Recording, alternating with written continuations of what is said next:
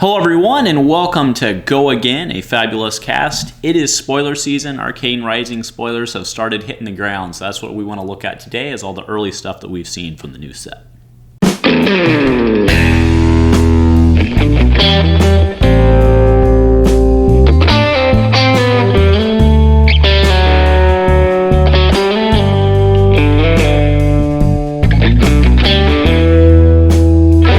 Alright guys, welcome back. So it's felt like forever away for a long time, but March 27th is creeping up here very quickly. So Arcane Rising will be coming out then. Actually, the weekend before, March 21st, will be all of the pre-release events. The Saturday before across the globe will be pre-release events. I believe you can also do it on the Sunday as well.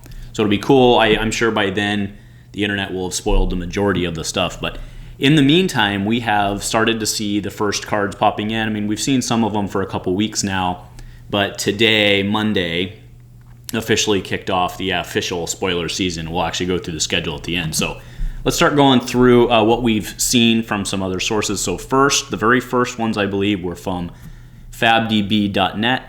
The good work they're doing over there. They were actually given 2 spoilers, and probably they should have, I mean, if anybody was going to get more spoilers than anybody else, it should have been those guys, right? So I can't think of anybody more deserving. So first one was Ravenous Rabble. This is, I would assume, a full cycle of cards, right? Just as we're used to, but because it's a common. Reveal the top card of your deck. Ravenous Rabble gets minus X attack, where X is the pitch value of the card revealed this way. Pitch card is located in the top corner of the card, obviously, right? And this one is a 0, but it does have Go Again. So it starts with a 5. So really, if you were playing, like, let's say, at least in the existing realm that we know, like, let's say you're playing a ninja deck, which may have a pretty low cost curve, this one could potentially hit for 5 or 4, right? So you would assume that the 2 and 3 pitch versions are probably a 4 and a 3 respective on this, you would assume. Then he also had a piece of equipment that he was given. Destroy the bracers and reveal the top card of your deck. If you do, the next attack action gains plus X attack, where X is 3 minus the pitch value of the card revealed. Go Again. Right, so both of those really fit the same theme. The bracers is just really an equipment you can start with, and it kind of has just a one-time effect that, again, would be good for maybe something, again, like a ninja, but, you know, again, we're going to see a lot more cards coming out in the set, so let's see where it fits in. But those are very interesting cards, and they fit together. This next card was spoiled, I believe, on fabtcg.com. If that's incorrect, please correct me in the comments. This card is real good. So Life for a Life, it is 1 cost. It's a generic attack action. Life for a Life, if it hits, gain health. When you play Life for Life, if you have less health than your opponent, it gains Go Again. So it's somewhat similar to Scar for a Scar, except again, if it hits, you gain 1. So I'm really liking this. This card's real good, I think, right? So it is a rare, so it won't be that hard to get. It's a card I think we're going to see a lot of. Do note, though, with only 4 attack, it's probably, at least again in today's current world, which will all be rocked very shortly, maybe someone like Dorinthia is looking at it with attack response actions, right? All right, next was Art of War. So this was kind of a 4-part, like, spoiler on fabtcg.com. So choose 2, so this is a 2 pitch and it's a 1. Now this is a majestic, so it's possible that this only exists as, it's likely this only exists as a 2 pitch. But it could exist as the others as well. But it's choose 2 attack action cards you control gain +1 attack and +1 defend this turn. The next attack action card you play this turn gains Go Again. Till end of turn, you may defend with attack action cards from Arsenal. That's interesting. You may banish an attack action from your card this hand. If you do, draw 2 cards. Right. So again, you can choose 2. It's kind of similar to Enlightened Strike, which is a very strong and very popular card. So we'll see how Art of War fits in. Again, being able to have, at least in the way the game exists today, being able to have options and flexibility and utility has proven to be pretty strong. So I think Art of War is looking pretty good going into the next set. Do note, though, that the 1 pitch for the instant could be a little challenging to use it properly depending on what you're doing. But because remember, if some of those you're choosing, you would obviously be using on, in theory, the defend side, and always pitching to defend always feels a little bad, right? But yeah, anyway, so Next one, this comes from fleshandbloodthoughts.com. They had a good article written up there where they talked about this, but this is Plunder Run, so this is a 0 drop. This is the red version, but it's a generic action. Next time an attack action card you control hits this turn, draw a card. If Plunder Run is played from Arsenal, the next attack action card you play this turn gains +3. Go again.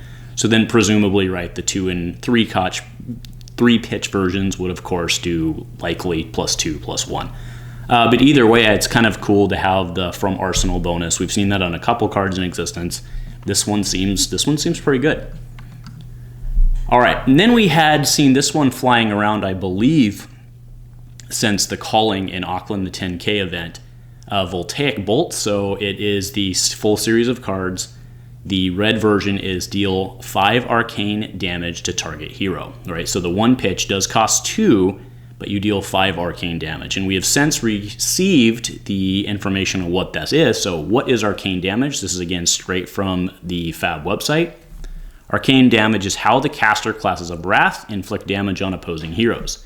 It does not use the combat chain, as arcane damage is an effect, not an attack. Therefore, it can't be defended using the defense value of cards like you would a melee attack. In other words, they can't defend, right? Pretty straightforward. So you just deal 5, and 5 is just dealt. We will see a little later, there are some ways to defend that, and of course, when something like this is in a set, you would expect to see that.